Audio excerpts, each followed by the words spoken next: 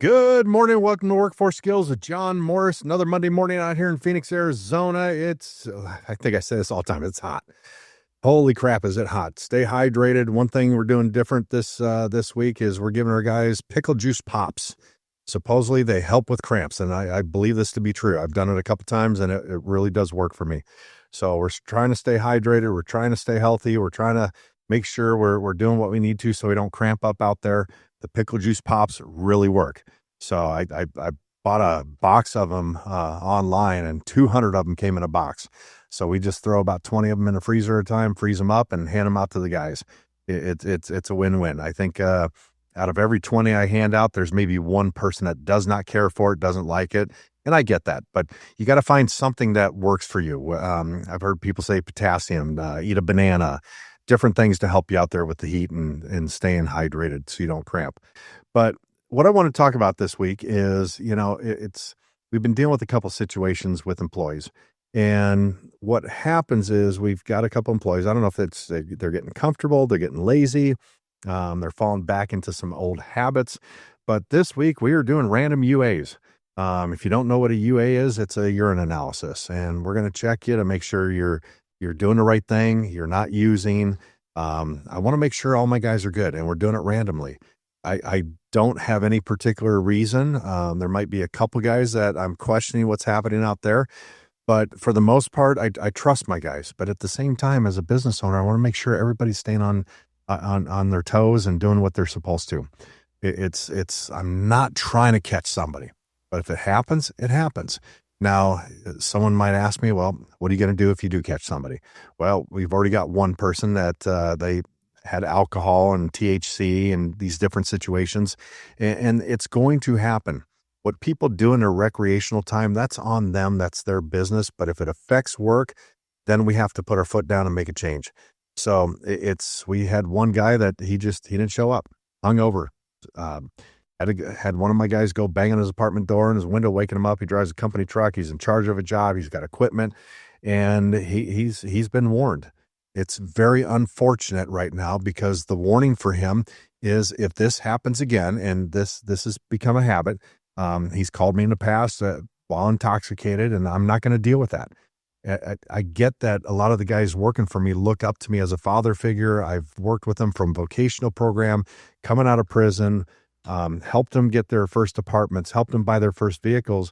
But there comes a certain point where I have to put my foot down, and enough is enough. And so in this situation, he's been warned.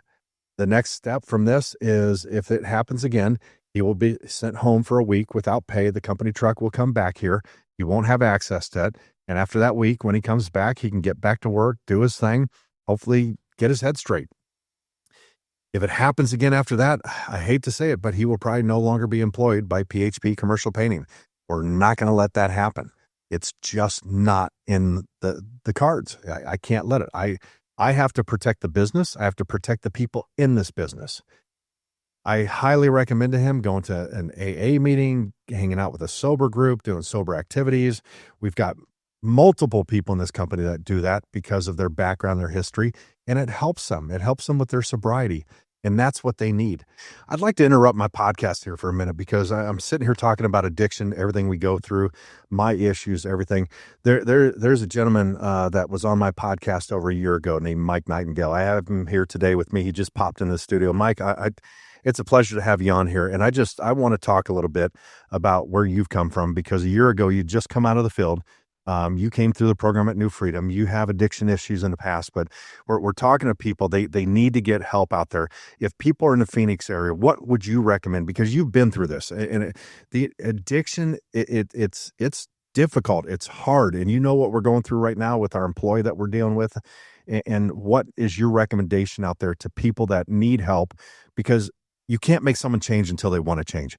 What works? What would you recommend? That's just the thing. If they want it, they'll get the help. I would try to get in touch with a New Form app. It's a sober community. You have to have 48 hours of sobriety to join it. Mm-hmm. There's all kinds of things all over the valley to do. I just went down the Salt River with them again this year. There's the Spot, the Sober Lounge on 43rd Avenue in Northern. And that's here in Phoenix, Arizona. All in Phoenix. There's 100 other groups just around the whole valley you can go find. Mhm. All you got to do is download an app. It's a little blue chair on a phone, Mhm. and it'll take you to a meeting. Yeah. But if they aren't willing to make that change, it's not going to happen. You They have to won't. want it, right? You What? have to want that change. Yeah. And it's difficult. I think it's hard now for me to watch other people like in that situation, and they've been doing so well, and then watch them backslide. It almost breaks my heart. It's really difficult, especially with guys like yourself who've come so far. And we've got a ton of guys, men and women working for us that have come out of the program with you. They've been exactly where you are, and you've watched these guys drop off like flies. How does that make you feel? I mean, what goes through your mind when you see that? I'm kind of making it be kind of heartless right here. Mm-hmm. I'm over it. Okay. I've got me and myself to focus on. I'm selfish when it comes to that. You I've have got to be selfish. 5 years clean and sober now, Congratulations. and I don't plan on going back. No, it's not worth it. You're living the best days of your life. It's funny. You were on here a little over a year ago, and you had just stepped in the estimating department, coming out of the field as a painter. And now I'm looking at you. You got your vest on, your tie. I mean, you dressed to impress. You are killing it. And you've just recently moved up to assistant project manager within our company. Congratulations on that. And you deserve it. You've come a long way. I'm proud of you. Thank you. So That means a lot. yeah. Guys, I'm telling you what, Mike here is a perfect example of addiction and what's happening out there, of what you can become and where you can go if you just focus, put your mind to it. Like he said, there's a place out there called The Spot. There's sober groups you can join. Find something. If you need help, if you're in your addiction and you need help, reach out to us. We will find you the resources. You know, for me, I know I'm an alcoholic. That is in my past. That's my history. I have a problem.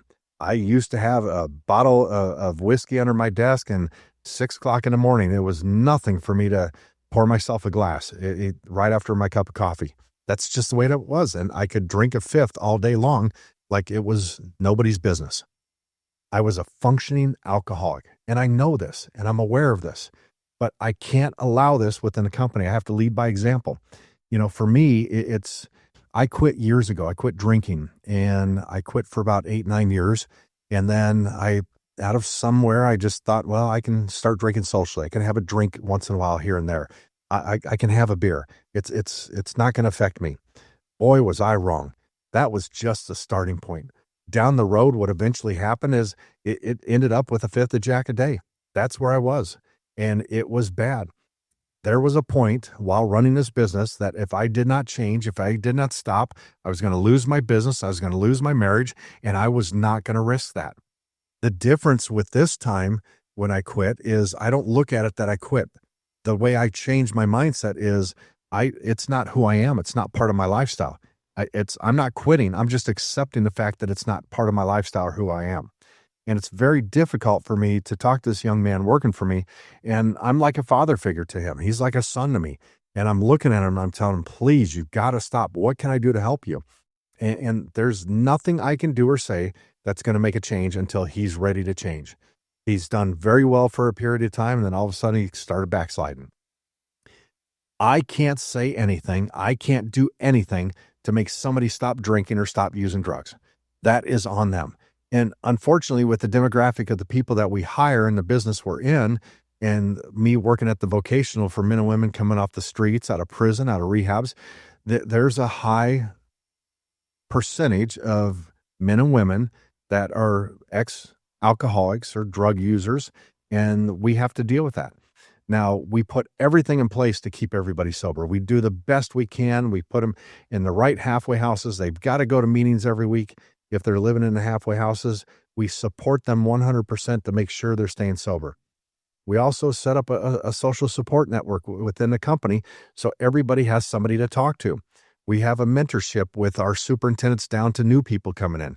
It's just something that we require in our business to help the next group coming in. I want them to stay sober. I want them to stay safe.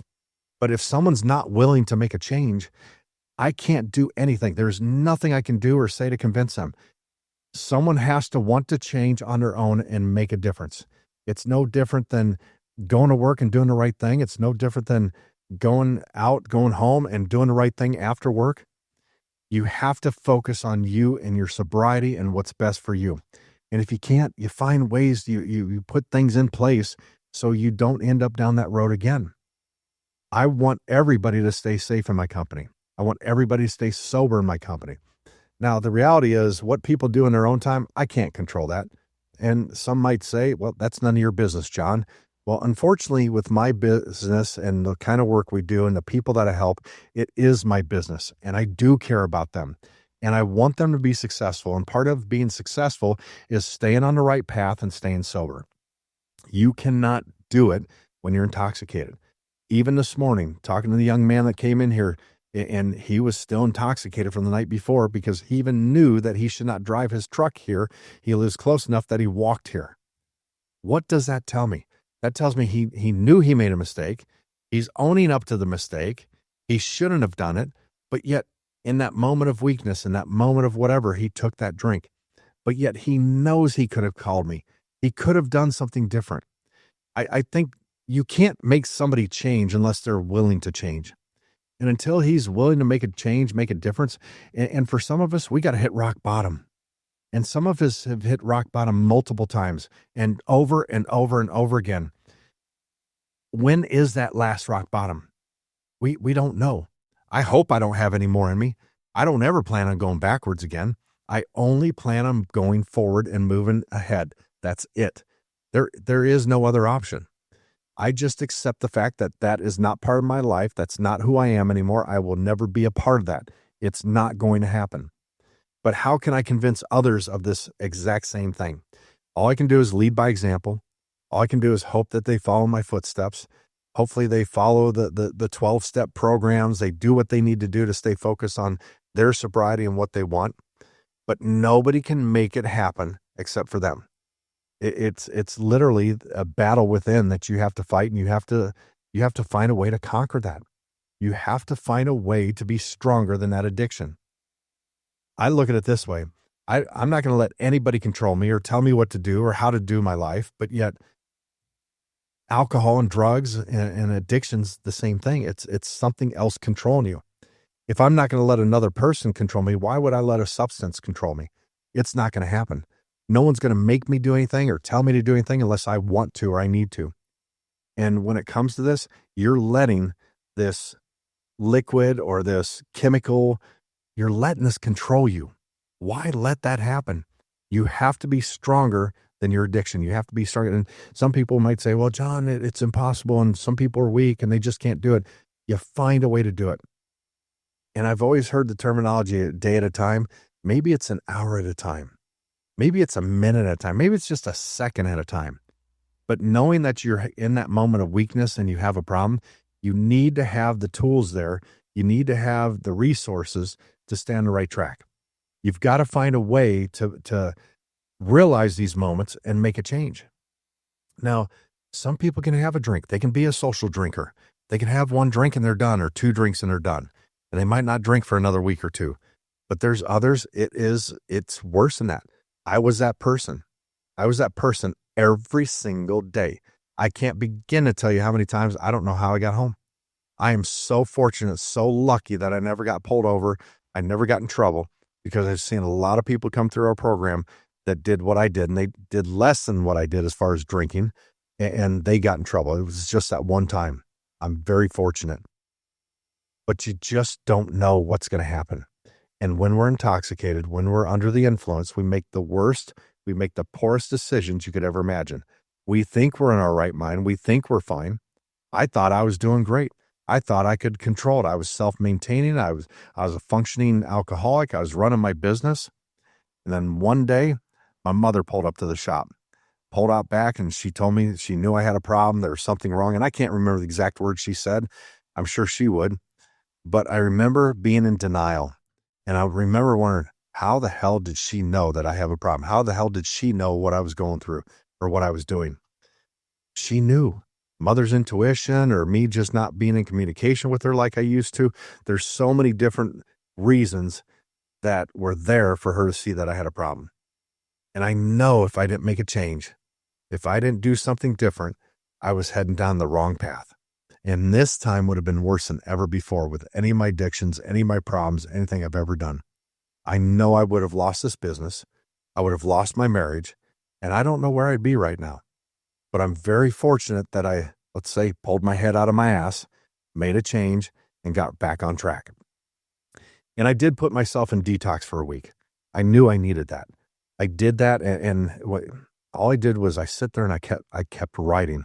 I asked for a pad of paper and a pen, and I just kept writing. Whatever was on my mind, whatever was going through my head, I just kept writing it down. And it's interesting. I think it was about 6 months after that, when I got out of detox, I went back to that, what I wrote, and I kind of read it, and I thought, man, I was nuts. There was something definitely wrong with me. But that was the addiction talking. That wasn't me in my right mind, my right head. And I had to change something. I had to do something. And like I said, I don't know where I would be right now if I hadn't done that. And it was one of the best choices I've ever made in my life.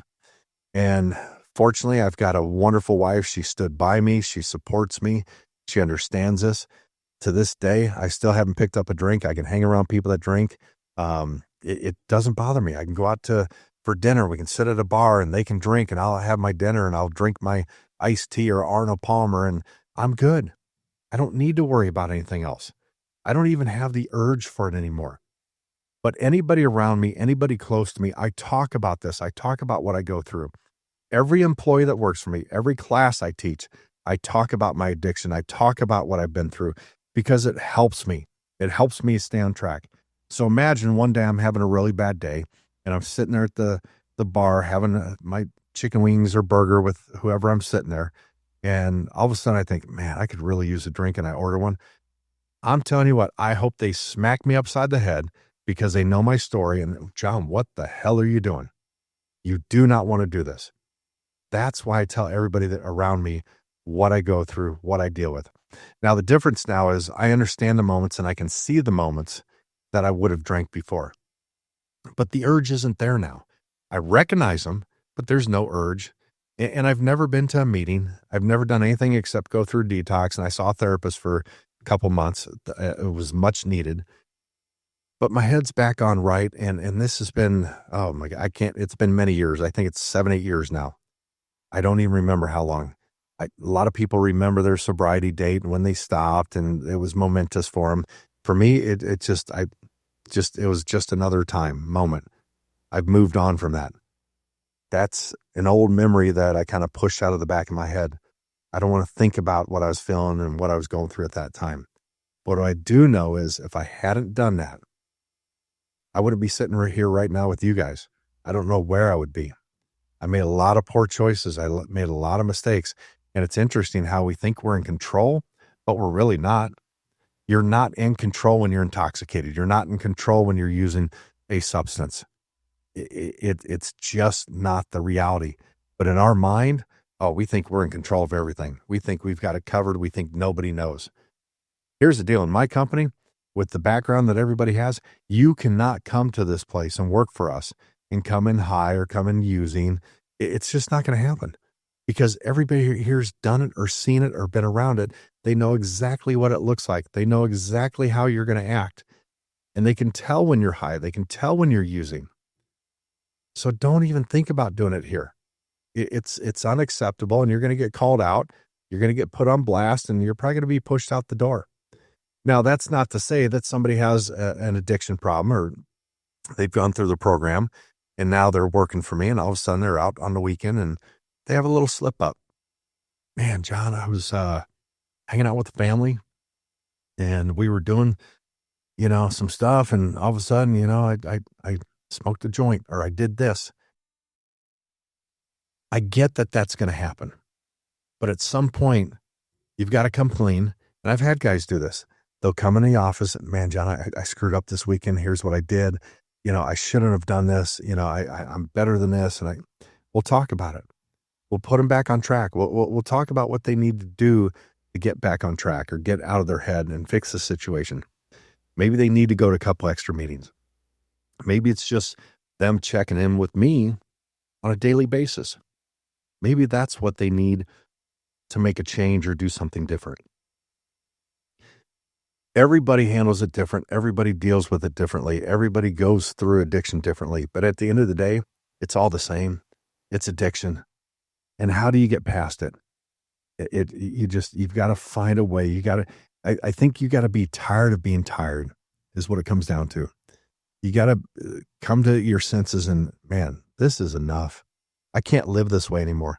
I can't be this person anymore. I don't want to do this. I want to do the right thing. But it's difficult because as soon as things get tough, we want to take the easy way out. We want to do something that makes us feel good. And you can't always do that. There's certain ways to get past those moments. There's certain ways of self-care of what you need to do to take care of yourself. But addiction, using, having a drink, it's not the way. It's not the right way. It's a cop-out, in my opinion. It's somebody that's just too scared and too lazy to do the right thing. And doing the right thing is not lazy. I'm telling you, it's so easy. It's so simple. You just got to want it. You got to want something more. And until you find that in yourself, it's until you find something inside you that says, I'm tired. I'm done being tired. I want to move on. I'm tired of screwing up. I'm tired of not making something of myself. It's time to change. This is why I think we do so well with our vocational program, with the men and women that come through the program, because of their addictions. They understand it. They know what it's like. They've been there. And I think what happens is we have a tendency to trade one addiction for another. And so when we stop that, then we drive ourselves and we kind of surround ourselves with work situations. And I think it's a good fix. I'm not saying it's the right fix or it's the best fix, but I think for people who deal with addiction, when you let that go, you need something else to occupy your time. You need something else to keep you busy. And work is therapeutic for that. You can get lost in your work. There's nothing I love better than painting and rolling out a wall and cutting in. I got my headphones in. I'm dealing with a situation in my personal life, and just being there on a job site, I can forget about everything. I can move on. It's easy to do. So for me, I think painting is very therapeutic. Work is very therapeutic. And I think that's why some of the men and women I hire thrive so much in this business, and they do so well because they've traded the bad addiction for a good addiction. And the good one is working, making money, making something out of your life, doing something better. It's reconnecting with your family, with your kids. It's being able to pile up some money and finance or buy a car. Those are the goals. That's what we want for everyone that works for us. But until they let go and they follow the recipe that we're putting in front of them, it's never going to work. You have to follow the recipe. You have to realize that what we're putting in front of you does work. But I think it's human nature that we're weak. We're weak-minded. We have to be strong. We have to push ourselves. We have to do better. So as you're out there, whatever you're dealing with, whatever's happening, there is something better for you. And if you need help, you got to look for it. You got to ask for it. There's help out there. And I think we have a tendency to get up our head and overthink stuff and think, well, no one's going to hire an alcoholic. No one's going to hire an ex-drug addict. But if you can get past that, doing the right thing, I guarantee you're going to find a job. There's something out there for you. You're going to be just fine. But you got to want it bad enough. You got to push yourself. No one is going to do it for you. I keep saying that this isn't a handout. It's a hand up. You got to reach it and grab it and run with it. I want everybody out there working. I want them to have a great job, have a great career, make money, but you got to do it the right way. And we can tell when someone's or starting to fall off the radar as they're getting disconnected within the company. We see the changes. We're reading your attitude, your personality from the day you walk in the store. We're keeping track of how you do things. So when you start having some changes in your characteristics or your personality, we notice it right away. We're looking at that. We're thinking, okay, what do we need to do different? Maybe they're getting complacent. Maybe they're working with the wrong people. Maybe there's something going on in their personal life. It's time to sit down and have a heart-to-heart conversation and see where they're at, where their mindset is. So, if you're out there and you need help, you don't know where to go, you don't know what to do, reach out to us. We're going to direct you the right way. There is help for you out there. You just got to look for it. You got to want it. Once again, guys, I want to thank you for joining me this week, and like and subscribe if you enjoy this podcast, but stay hungry.